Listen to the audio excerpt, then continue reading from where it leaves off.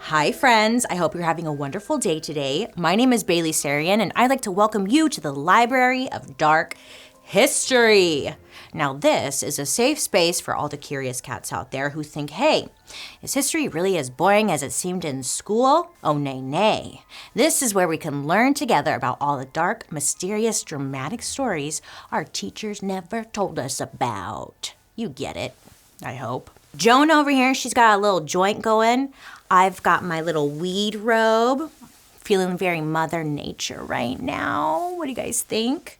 Well, if you're listening, just imagine that something's going on. I don't know. Whip up some nachos, slip on the biggest hoodie you got, bust out some eye drops, and melt into your couch because today's episode is about the wacky tobacco, the sticky icky, the reefer, the old giggle smoke, the devil's lettuce, maybe? That's right. Today we're talking all about the dark history of cannabis.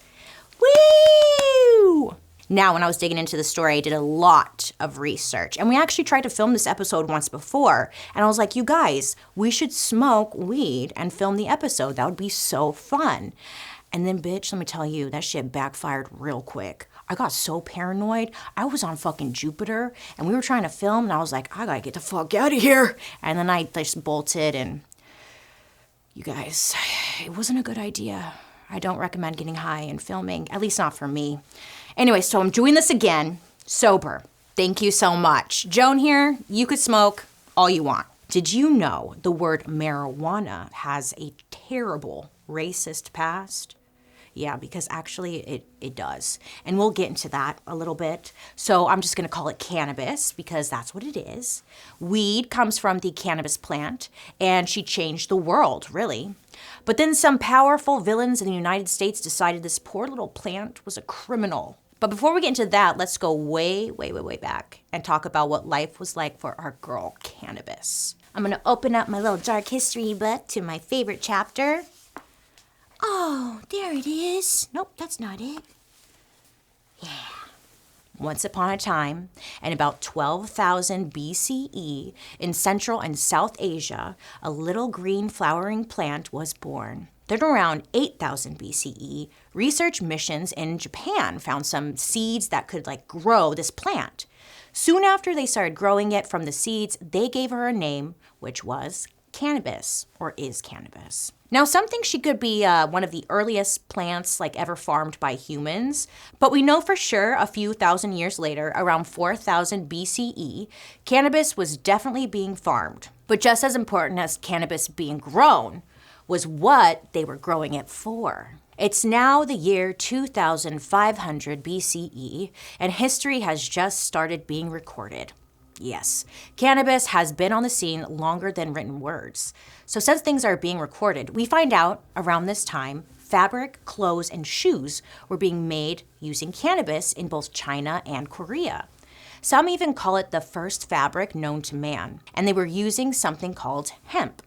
It's basically the stem of the cannabis plant, which is peeled into long, thin fibers and then woven together. It's not too far off from a fine linen and can be used for all sorts of stuff. For example, when I was in high school, hemp necklaces were super popular. And this one hot guy, Dylan, he was like, did you know hemp is weed? And I was like, shut up, Dylan. Oh my God. Stop, Dylan. You're so stupid, Dylan. Well, here's the thing. Hot Dylan was right. Weed and hemp are just two different names for cannabis. In the eyes of science, they're the same damn thing. But in the eyes of today's law, they couldn't be more different. This is like the natural version of crack versus cocaine. But we'll get into that later on because early cannabis still has some surprising tricks up her sleeve. So cannabis decided fashion wasn't enough. She was like, hi, I'm gonna do medicine now. And her best known chemicals, specifically THC and CBD, could help people sleep, make them euphoric, and act like an anesthetic, aka a painkiller. So cannabis was used during early versions of surgeries, and around 2000 BC, Persians mixed hemp seeds with beer to help menstrual cramps and other lady issues. Why are we not doing this now? The ancient Egyptians started using it for similar reasons too. Remember in our episode about menstruation? The Egyptians would mix it with honey and put it right up their old hoo-ha. And who are we to judge? Because I mean, if it worked to get rid of period cramps, sign me the heck up. And while all this is going on, hemp was being used to create food like hemp milk and hemp seed. Plus, the Chinese were even using it to make an early form of paper. So, I mean, it's a very versatile little plant, isn't it? And with all these accomplishments under her belt, cannabis still isn't even done. So, cannabis had been hanging around the Middle East for a bit, and then in 800 BCE, she was found on a couple religious altars in what is now present-day Israel. Because she was in a residue form, most believe cannabis was being used by people to get a little high during ceremonial or ritualistic events. But the oldest, most solid evidence of humans smoking weed was found in the mountains of western China. A stone-filled bowl with THC residue was found, and it dated back to about 480 BC. Wild. Earlier cannabis users either burned the plant and inhaled the smoke called vapors, or they just ate it. And yeah, I'm talking ancient edibles here. So from this point to the Middle Ages, every culture that comes into contact with cannabis dabbles in the drug's psychoactive properties. Whether it be for religious reasons or for just funsies, they were getting high.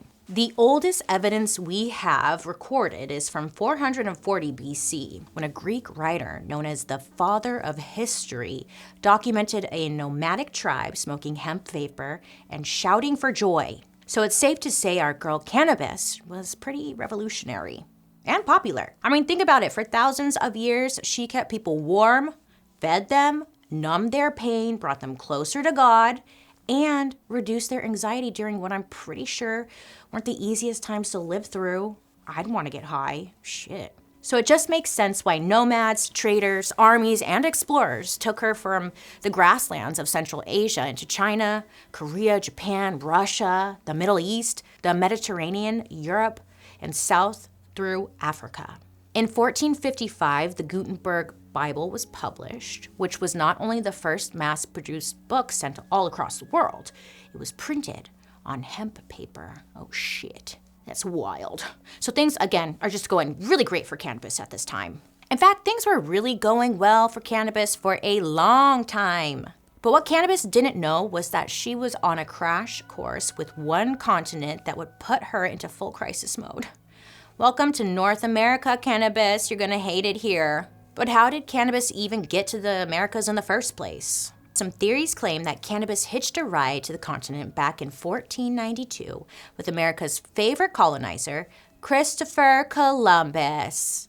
But those claims aren't really backed up by much. Plus, it seems like more bullshit to make Columbus seem cool, you know? But there are some reports that cannabis first stepped ashore in the Americas, in Brazil and Chile, after a long-ass haul across the Atlantic from Africa. And then there were tales that Spanish conquerors introduced cannabis to Mexico to farm the hemp. Is one of these true? Are all of these true? I don't freaking know. There is no concrete research to tell us exactly when cannabis arrived, but we know she was here because production of hemp is on record in the 13 colonies. The farming of hemp was encouraged by local governments in the 1600s on the East Coast. They did this for a few reasons. It was a valuable thing that could be sold or turned into clothing. But the most important reason was that hemp could be used to help the growing military. It was a strategic move because hemp was used to make ropes, a material to seal the gaps in ships, and also canvas sails. Wow. Wow, just everything. Fun fact, the word canvas actually comes from the word cannabis. Ain't that some shit? Our girl was so important that in 1619, the territory of Virginia required every farmer to grow hemp, and other territories even allowed it to be exchanged as currency. I mean, this stuff was as in demand as actual money. And if that's not enough, there are even some theories that some of the earliest drafts of the Declaration of Independence were printed on hemp parchment as well. George Washington, Thomas Jefferson, and even Andrew freaking Jackson grew hemp on their plantations. Now, I know what you're wondering. Bailey, give us the tea. Were they smoking it? Were the founding fathers getting as high as Ben Franklin's kite? Unfortunately, there's no evidence of it, but come on. If you're growing it and you're just having it laying around, you're gonna wanna maybe smoke it, right? You gotta at least try it once. Anyway, the United States was officially established as a nation in 1776, and by 1850, cannabis became a federally approved medicine. Wow, what a time to be alive. That same year, the U.S. Census recorded 8,327 hemp farms growing cannabis for all sorts of uses. Now, in order to be counted, the farm had to be at least 2,000 acres. In total, that's at least 16 million acres of hemp. To put that in perspective, that's a bigger area than the size of all of West Virginia. Oh shit, that's big. We basically had a whole ass state dedicated to hemp. What happened? And then later in the century, cannabis started popping up as a beloved ingredient in a bunch of medicines that were sold directly to people in pharmacies. It was used to treat everything from migraines to inflammation to insomnia. So yeah, I mean, our girl Cannabis was out here killing it, just like she had been for thousands of years. But when something is at the top of their game, a lot of people just want to see it come crashing down. We're going to pause for an ad break. Right now, work is taking up a large majority of my time. Even though I love it, like researching, writing, filming, everything for YouTube and the podcast really take up, quite a bit of time. And at the end of what can feel like an endless workday, the last thing I want to do is cook dinner. But when your fridge is empty, the urge to order in and skip the cooking happens all too often. But thanks to Daily Harvest, I don't have that takeout temptation anymore. Oh, nay. Daily Harvest helps me keep my freezer fully stocked with options that are delivered right to my door and are delicious, nourishing, and ready in just minutes. Daily Harvest delivers delicious harvest bowls, soups, flatbreads, snacks, smoothies, lattes, and more, built on organic fruits and vegetables. Daily Harvest has delicious options for any time of the day: breakfast, lunch, dinner, snacks, and also desserts. Everything is always on hand in your freezer and ready to enjoy when you need it. Some of my favorite Daily Harvest items are the cold brew and cacao smoothie and tomato and basil flatbread. It's delicious. Thank you. I've been working on being more mindful of eating better foods, so Daily Harvest helps me stay on track even on days where I'm busy and, I just don't feel like cooking. With Daily Harvest, I never have to question if the food I'm eating is good for me. They create food that's both good for my health and the health of the planet. By supporting farmers who invest in practices that increase biodiversity and improve the health of our soil, and delivering food in recyclable and composting packaging, Daily Harvest does the work, so all you have to do is eat. And new on the scene is their delicious Harvest Bakes, for those moments when you're looking for homemade feels without any of the work. There are ready-to-bake veg-packed dishes sizzling with gourmet-level flavors that are big enough to share. But let me tell you, you're not going to want to share. Avoid the takeout temptation and get Daily Harvest. Go to dailyharvest.com/darkhistory to get up to $40 off your first box. That's dailyharvest.com/darkhistory for up to $40 off your first box. dailyharvest.com/darkhistory. While cannabis was a medical wonder drug, it also gained steam as a fashionable narcotic in the United States. Now, that wasn't just word on the street. That exact phrase came from an 1853 article in the New York Times. Along with this, people in the United States had also started to get into the recreational use of smoking hash, which is a super potent form of cannabis. It's a dried resin that's pressed into small blocks. There were even hash parlors opening up alongside opium dens up and down the East Coast. That sounds like a good time. But because we can't have fun, we can't have nice things, a couple of dipshits came and ruined the party for everyone else. In 1884, the Baltimore Sun detailed the story of a guy who went to the hospital, stoned out of his mind on hash, just fucking high as shit, right? And told the doctor he couldn't find his face. His legs were gone. And he was walking on his chin. Yes. But reports like that made a lot of people afraid of cannabis. I don't know, that sounds like bath salts or something, man. And then the United States government took a step that sealed cannabis's fate forever. In the early 1900s, there was a growing push to regulate food and pharmaceuticals because some assholes were selling stuff and lying about what was inside. And in order to protect consumers, the United States passed something called the Pure Food and Drug Act of 1906. This required drug labels to disclose any of 10 specific ingredients thought to be quote unquote addictive or dangerous. Things like cocaine, right? Opium, heroin, they're on the list, and that makes sense. But because cannabis was now considered a narcotic, and there were reports of people walking on their chins, it also made the list of 10.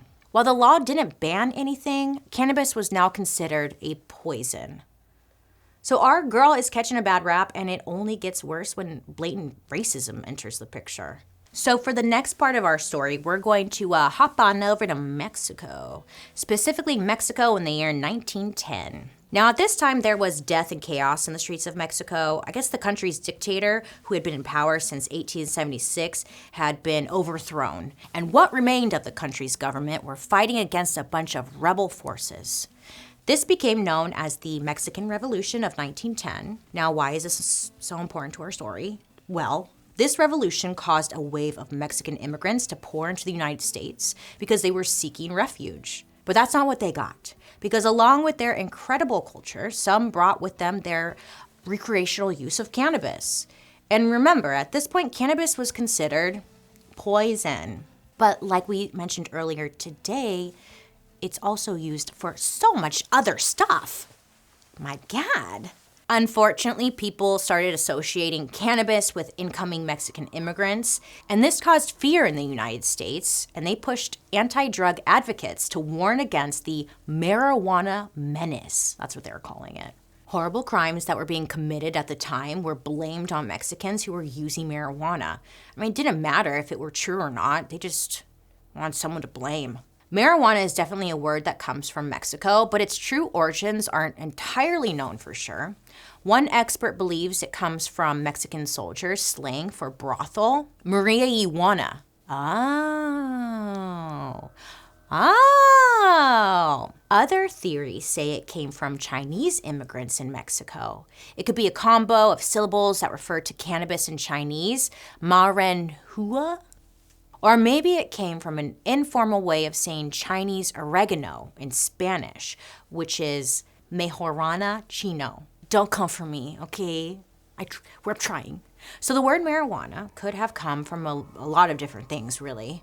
But back in the 1800s, most references in the press to cannabis refer to her medical benefits or how hemp makes cool shit like fabric, rope, and paper, so they used the scientific name. But then, in the early 1900s, major outlets like the LA Times took racism and anti-cannabis stances mainstream. And this is when we really start to see the M word gain in popularity. For example, they published a story titled Delirium or Death, Terrible Effects Produced by Certain Plants and Weeds Grown in Mexico. So, marijuana started to become tied to Mexicans who were then stereotyped as dangerous pot smokers. And then just fanned the prejudiced flames and led to racism and anti-immigrant feelings in the United States, which I'm sure we can all agree is insane. I mean, for a lot of reasons, but also because cannabis was legal to trade over the border and was being grown, sold, and used by white people in the United States. So, a little double standard, wouldn't you say? So let's recap. Cannabis was a badass wonder plant, a goddess, a beautiful creature, a gift sent from the Jesus above. Baby Jesus sent us this beautiful plant and named her cannabis. But then she got labeled addictive and dangerous. And then racism got involved. So the stage is set for like the darkest years in cannabis's life, her formal criminalization. But the road to getting that done was long and difficult. So difficult that it requires a gang of villains we've actually talked about before on this show. Now, they didn't know each other at first, but soon they would get to know each other. Because with their powers combined, they're going to make life in the United States a nightmare for a lot of people. So buckle up for the most toxic villain crossover this show has ever seen. But first, we have to pause for an ad break. I know. BRB. I think maybe a lot of us can agree that buying gifts for mothers can be quite difficult. Like, you can only get your mom a candle so many times for Mother's Day. But the Skylight frame makes such an amazing gift. It's a touch screen photo frame. You can either email photos to it or upload them from the app anytime from anywhere. So mom can see all of those favorite moments. This year, preload it with your favorite photos for a special Mother's Day gift. Surprise them with photos they didn't even know you had. Nowadays, staying in touch with those we love is more important than ever, and the Skylight digital photo frames make it so easy. It's a great way to feel close to those you love, even when you're far away. I mean, anyone in the family can send photos to the frame, so it's a great way to keep family members in touch and just look at the cute photos. It sets up effortlessly in under 60 seconds, and even the least tech savvy can use it. I love the Skylight frame because it was so easy to set up, okay? And it looks so cute on my counter, and it looks like a real frame, and it's so clear, the photos, and so beautiful. I freaking love it. And it's very easy to add photos to the frame through the app on your phone, okay? Skylight frame has a gorgeous 10-inch touchscreen, and you can swipe through photos with your finger and even tap to thank the person who sent the photo. With 100% satisfaction guaranteed, if you don't love your Skylight, they'll offer you a full refund. Their customers love Skylight. One Facebook review said, quote, "This gives her a little glimpse of us every day, and then when we talk on the phone, she can talk to the boys about the pictures we sent." End quote. Now, as a special holiday offer, you can get $10 off your purchase of a Skylight frame when you go to skylightframe.com and enter the code HISTORY. That's right, to get $10 off your purchase of a Skylight frame, just go to skylightframe.com and enter the code HISTORY. That's Skylight, SKYLIGHTFRAME.com, and use code HISTORY. You won't regret it. Now, remember, cannabis has been a huge part of the American economy for a really long time. Whether cannabis was used for fabrics, goods, food, medicinal purposes, or even making the paper in the freaking Bible, a lot of people had jobs in the cannabis industry. And even more people relied on those products themselves every day. So if a powerful group has the goal of completely erasing cannabis from the country, they're going to have to do it systematically. They're going to have to attack from 4 very important angles: the press, the banks, big business, and finally, the government. It's like, why did they want to ruin this so bad?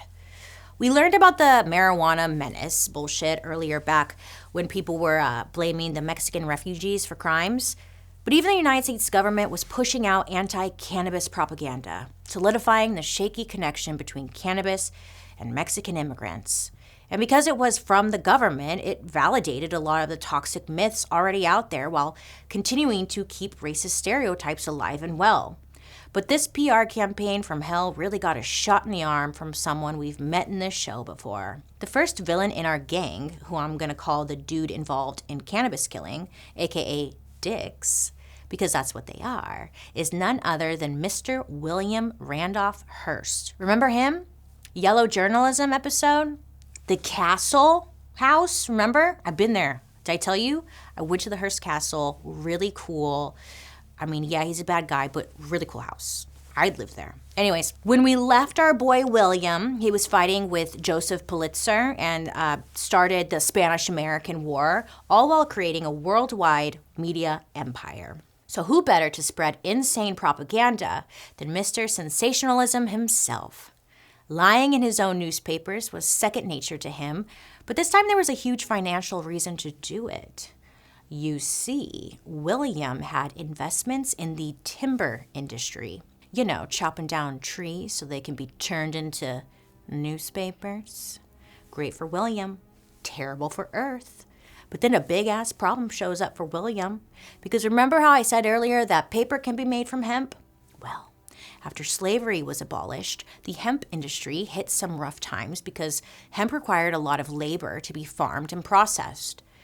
The formerly enslaved did most of that work because #USA. But something called the decorticator was invented, and this sexy new machine changed the game. It kind of automated the whole system of processing hemp. It became easier, and it didn't need as much labor. And this meant that hemp paper was made faster, cheaper, and more sustainably than wood paper, which Earth is like, yay, great.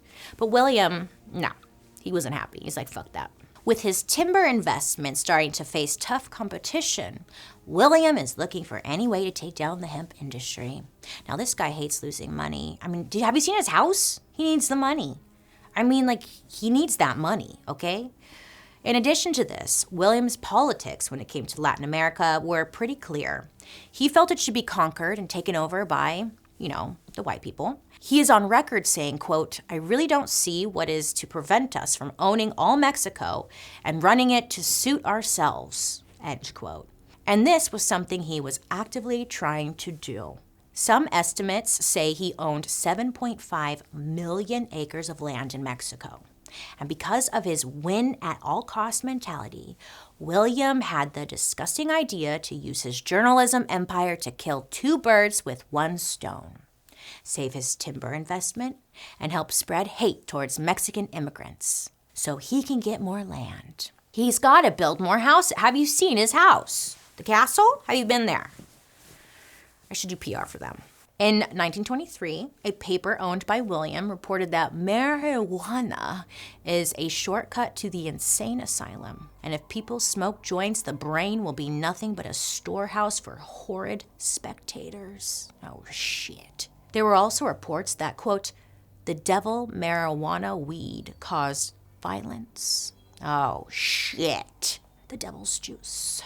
Then in 1928, William ramped it up a bit with one of his papers reporting that marijuana was known in India as the murder drug, and people who were stoned would run through the streets, hacking and killing everyone. God damn, man. And then in another claim, this guy's just going. He's all the hits. Boom, boom, boom. Because in another claim, an article said just a small gardening box full of cannabis could, quote, "drive the whole population of the United States stark, raving mad." I think it's safe to say this William guy has never smoked weed. He really should have tried it before being so judgmental. All of this probably could have been prevented.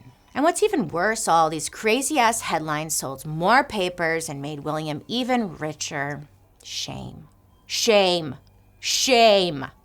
I feel like I've made this very clear. So when William started banging the racist drums, screaming that marijuana is going to kill everyone, he planted the seed that Mexican immigrants and their drug were going to kill everybody. Oh, yes. And it's easier to fear something if there is a human face tied to it. Suddenly, white United States citizens become scared shitless and they start to turn on cannabis, which is what William wanted. What William wanted most was to make it all illegal. And this was not something William could do on his own. He needed help. And this is how we meet our next villain from our gang of dicks, D-I-C-K-S. So let me introduce to you Mr. Andrew Mellon. Andrew was born on March 24th. March! Shit, man. All the villains are born in March, it seems like. There's something up with March. Andrew was born on March 24th, 1855 in Pittsburgh, Pennsylvania in 1874 after graduating from Western University. Okay, Andrew, he entered the family business. That business was started by his dad and was called T. Mellon and Sons Bank. I don't know why Mellon's making me giggle. I just keep thinking of titties. And I'll tell ya, the business was pretty good. To this day, the Mellons are one of the richest families in the United States. Oh, shit. But this isn't about the family. It's about Andrew, okay? He was so good at the finance stuff that his dad just gave him the bank in 1882 when Andrew was just 26. Must be nice, huh? Over the course of the next 30 years, Andrew took what his dad started and turned it into a powerhouse in the United States banking world. I mean, tons of corporations turned to him for cash. As the United States developed into the early 1900s, Andrew and his bank were involved in hugely important industries like oil, steel, electricity, aluminum, shipping, and booze. So you get it, Andrew was a financial and industrial titan. The Mellons were huge. This guy was connected. And by the early 1920s, he was one of the richest dudes in the United States. Good for you. Okay, so now you know Andrew. Banking, powerful, got it. So under Andrew's watch, T. Mellon and Sons rebranded and became known as Mellon Bank. It was one of the biggest banks at the time, and they had a very important client. You see, there was one industry I left out when I listed everything Andrew was involved in. That industry was petrochemicals. So this is where we welcome back to the show one of the most destructive and dangerous villains I've had the privilege of talking shit about. The third member of our gang of dicks is none other than the DuPont Company. Circle back to episode 1. Wow. We did it, Joan. We do that callback all the way to episode 1. Iconic. That was pretty good. DuPont, did you guys watch that episode? That's my favorite episode for sure. That one and menstruation. I like this one too, but check those out too. Okay, you get it. All you need to know for this story is that DuPont was, and still is, a chemical company that, along with other stuff, developed synthetic fabrics from fossil fuels. And they were behind a huge-ass scandal where they poisoned the drinking water in West Virginia. Some aqua tofana shit. Anyway, DuPont banked with Andrew. That means he'd lend them money so they could operate their company. If DuPont did well, so did Andrew. If they shit the bed, so did Andrew. And Mellon Bank was most invested in DuPont's process of turning wood fiber into paper. Maybe you see where this is going? Now, Mellon's investments started to look pretty bleak when the United States Department of Agriculture concluded that hemp paper was favorable in comparison with those made with wood pulp. Hemp paper didn't turn yellow as it aged, whereas wood paper covered in chemicals did. Chemicals bad, who would have thought? And not only this, but an acre of hemp could make more paper than an acre of trees. Plus, on top of that, hemp grows 4 times faster than trees do with half the amount of water, which means it replaces itself faster than trees do.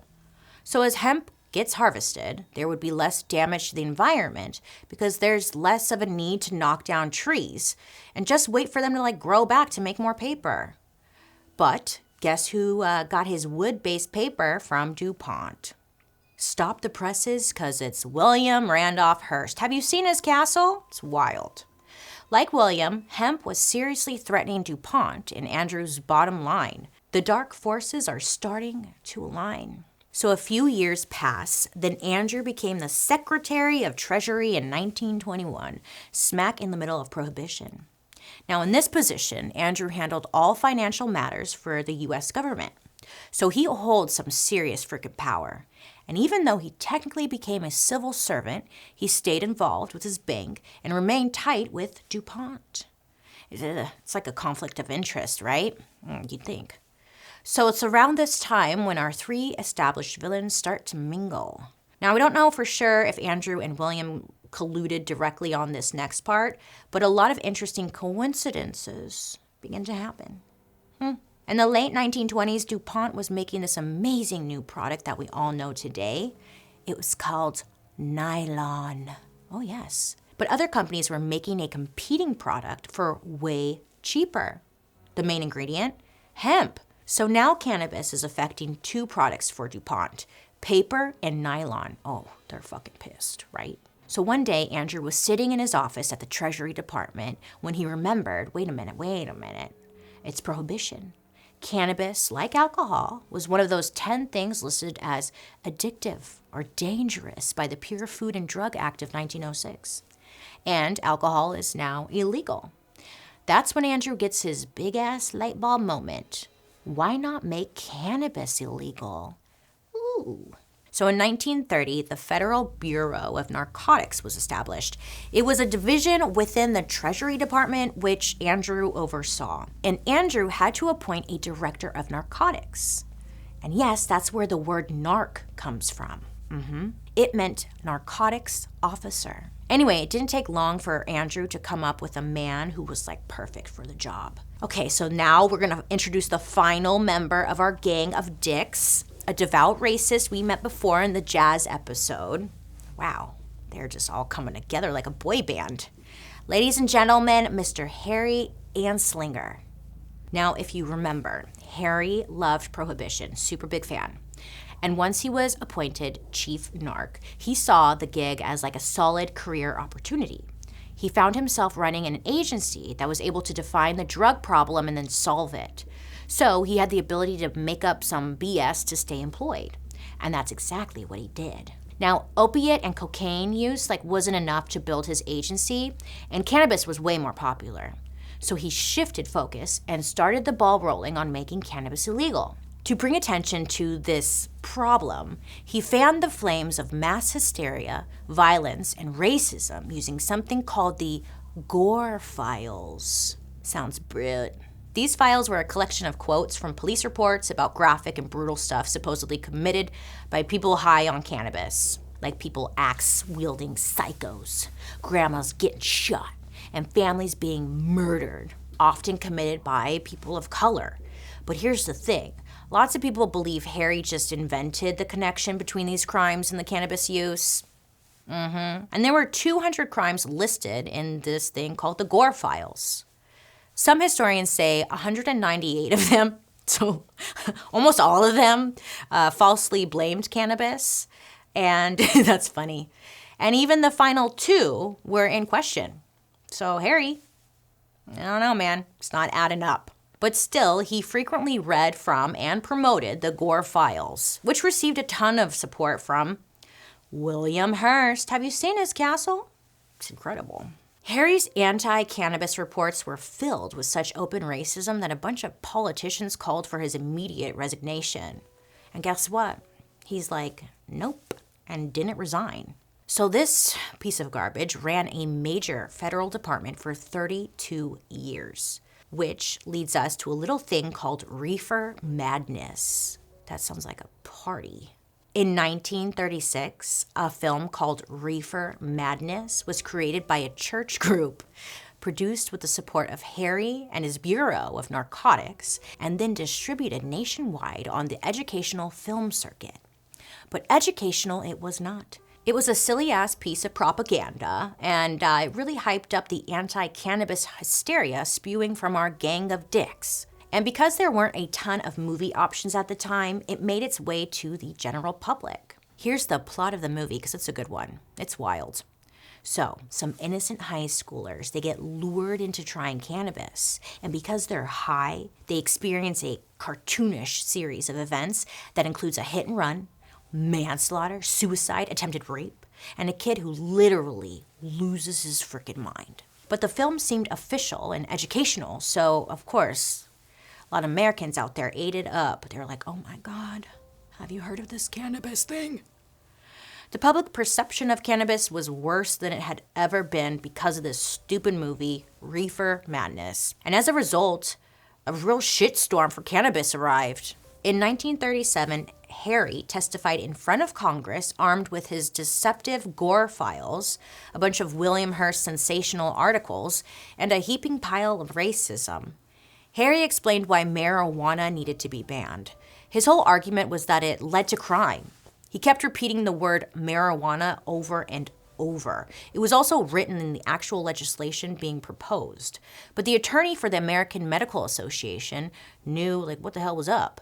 First, he said there is zero primary evidence that cannabis use causes crime. And second, he publicly scolded Harry for not publicizing that this bill actually applied to cannabis, including hemp. The attorney knew Harry was using the word marijuana because it was tied to racism towards Mexicans, and cannabis was not.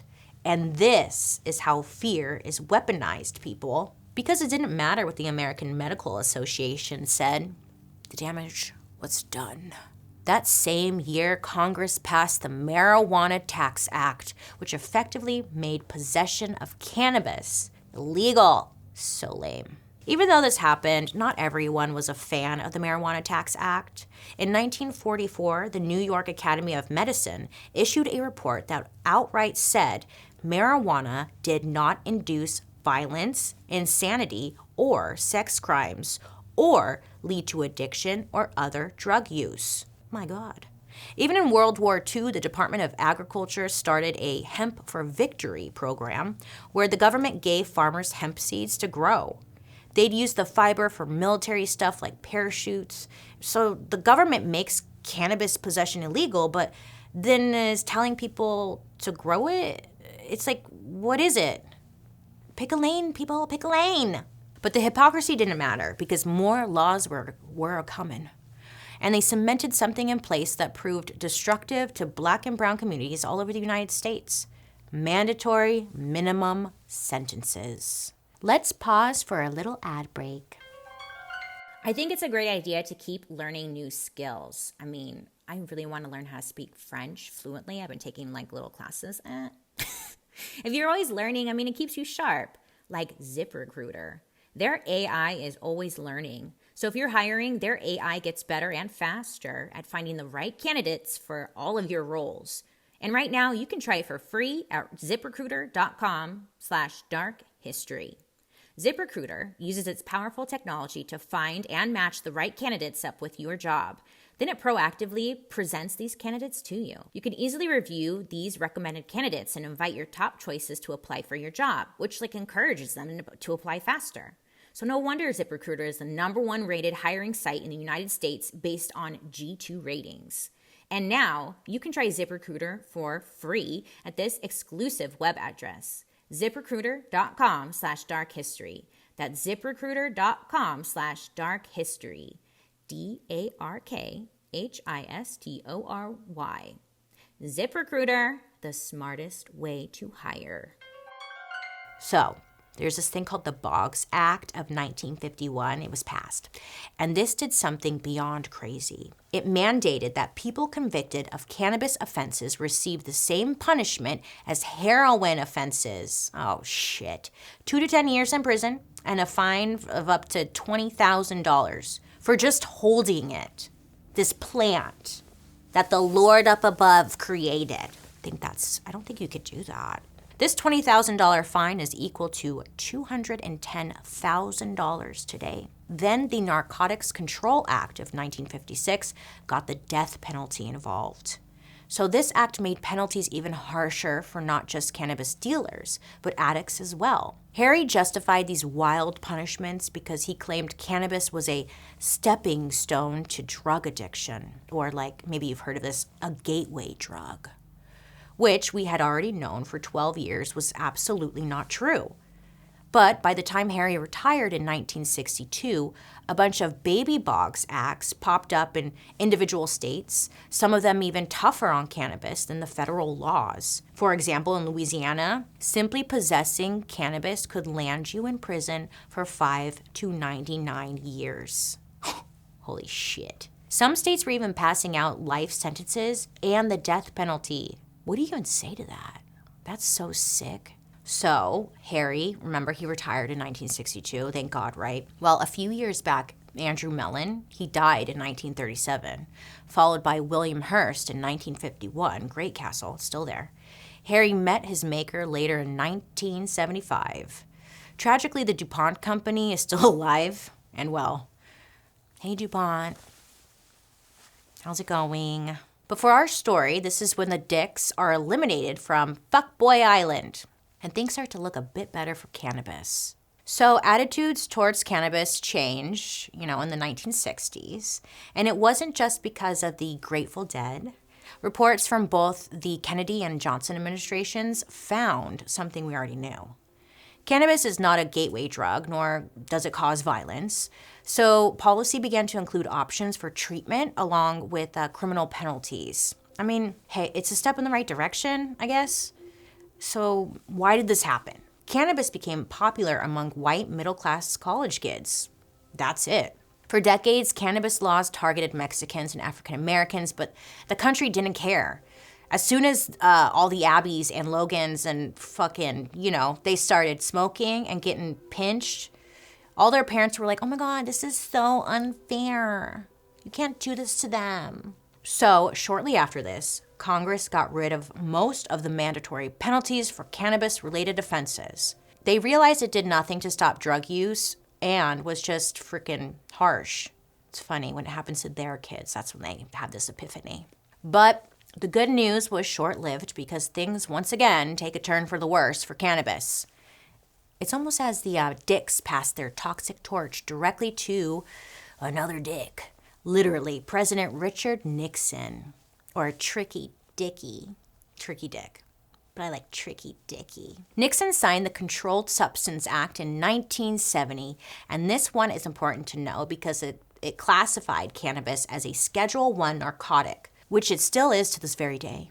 Now, Schedule I narcotics are considered to be the most dangerous drugs. And our poor sweet girl cannabis is on this list with drugs like freaking heroin.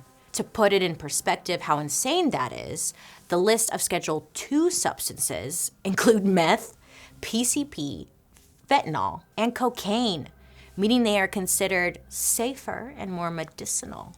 Girl, what happened? What happened? How these drugs were categorized had nothing to do with cannabis or science. I'm paraphrasing a high-level Nixon administration official, but it was because they wanted to criminalize being counterculture and being black. But since they couldn't criminalize a movement or a person, they associated them with drugs, which they could criminalize. This Nixon official went on to say, quote, "We could arrest their leaders, raid their homes, break up their meetings, and vilify them night after night on the evening news. Did we know we were lying about the drugs? Of course we did," end quote. And there you have it. Great. And then in 1971, President Nixon labeled drug abuse public enemy #1 and announced to the world the start of the war on drugs. To put it simply, Nixon hated two groups of people. People who were against the Vietnam War and people who were black.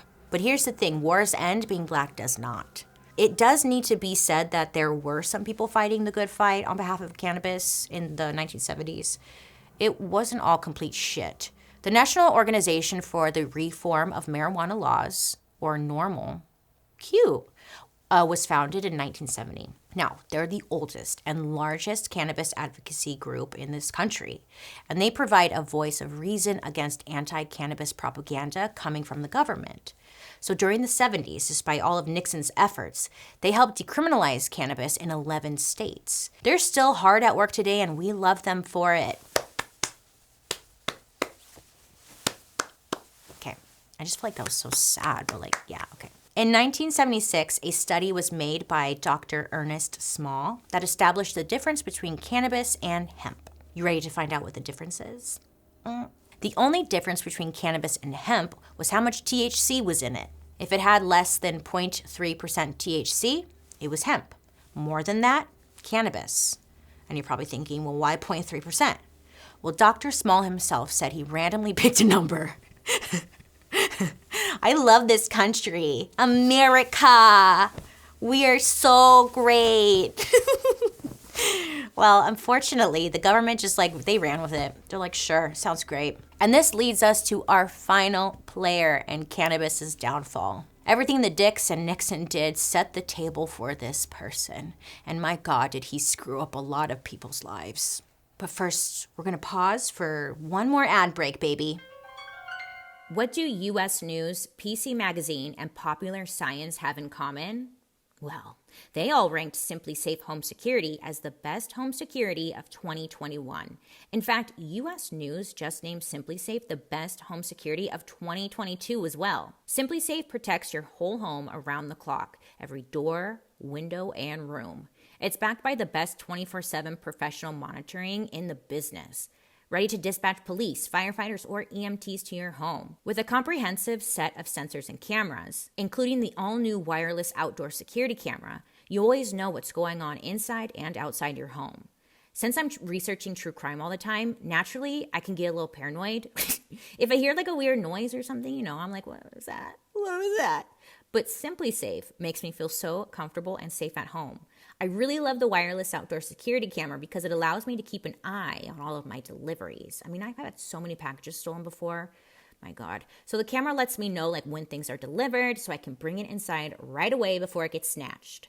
Simply Safe is less than $1 a day, and you can set it up in around 30 minutes, and it's always simple to use. There's never a long-term contract. You can even try it for 60 days risk-free to see if you like it. And if you don't, send it back free of charge. Simply Safe protects over 1 million homes in the United States alone. You can customize the perfect system for your home in just a few minutes at simplysafe.com/darkhistory. Go today and claim a free indoor security camera plus 20% off with interactive monitoring. Go to simplysafe.com/darkhistory. So I'm not going to spend too much time here, but no episode about cannabis is complete without calling out President Ronald Reagan. In 1986, Reagan signed the Anti-Drug Abuse Act. This bill instituted mandatory minimum sentences. Remember, we did a crack and cocaine. You remember. If you don't, crack and cocaine, go watch that episode or listen to it after this. And along with the Comprehensive Crime Control Act of 1984, which Reagan also signed into law, it increased cannabis penalties by a lot. Now, I think we can all agree that heroin is a very damaging drug, right? Far worse than cannabis. But Reagan didn't think so. Having 100 cannabis plants got a person the same penalty if they got caught with 100 grams of heroin. Reagan is telling America cannabis is as bad as heroin. And then Reagan put in place a policy called 3 strikes and you're out, which triggered an automatic life sentence in prison for repeat drug offenders. So if a person was found with half a joint 3 times, their life was over. And Reagan's like, well, they just should have said no. Speaking of which, there was an ad campaign, an educational program started in the 1980s called Just Say No. And guess who created it?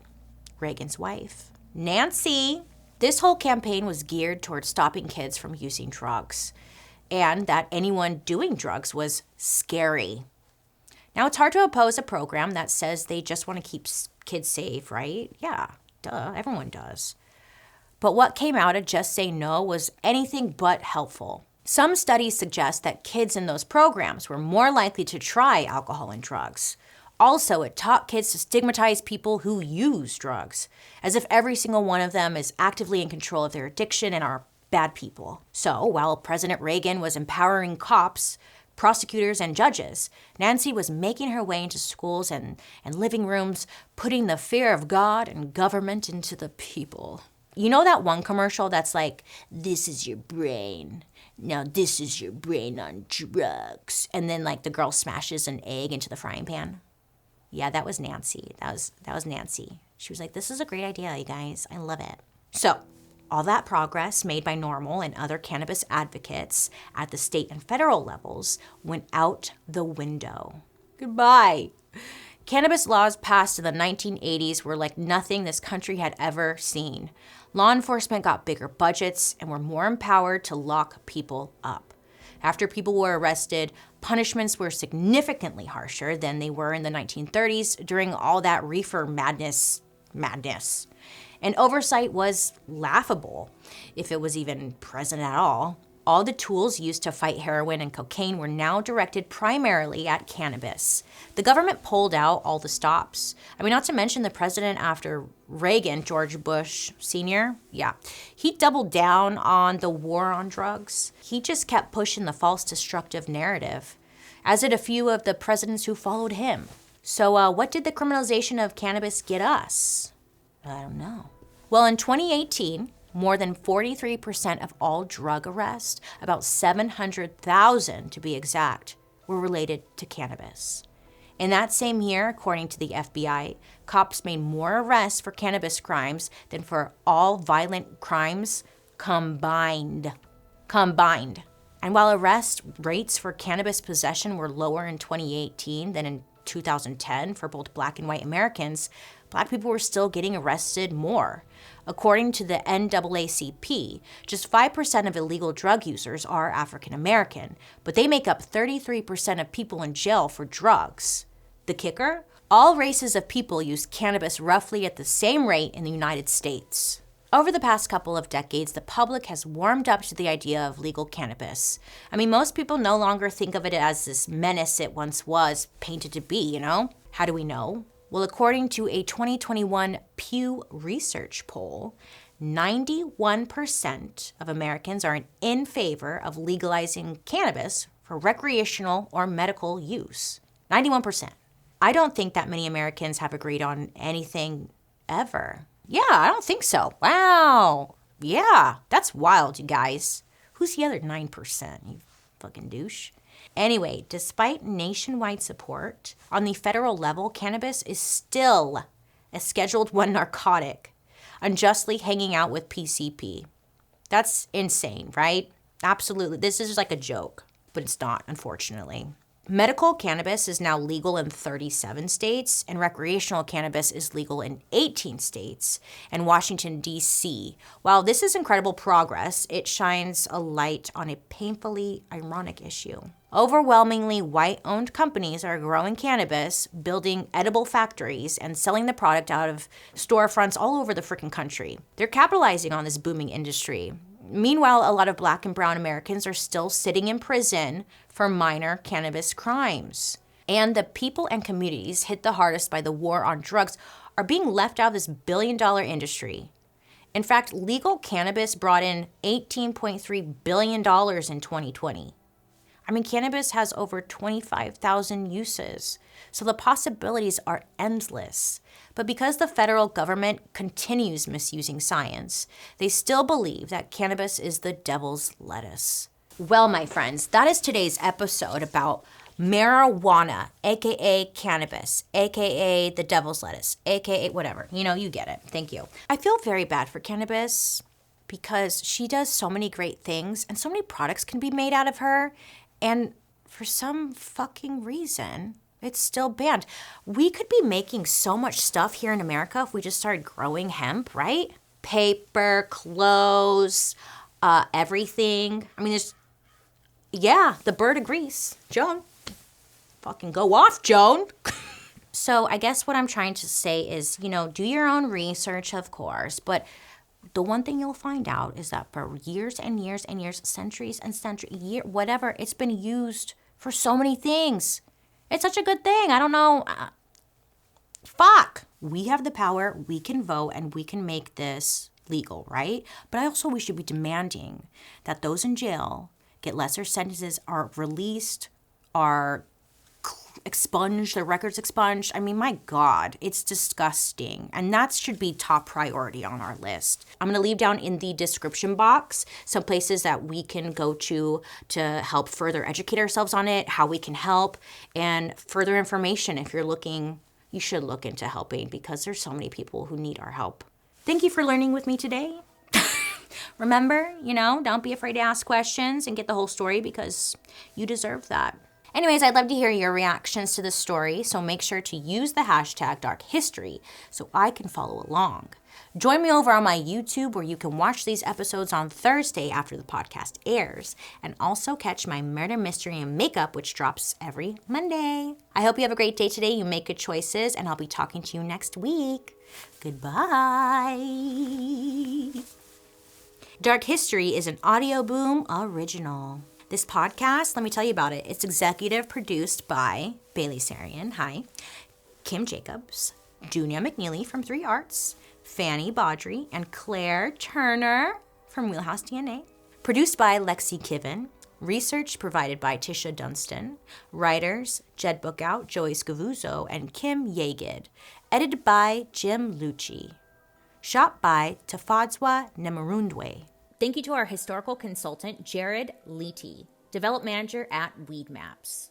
And I'm your host, BaileySarian. Goodbye. Pound it. Yeah.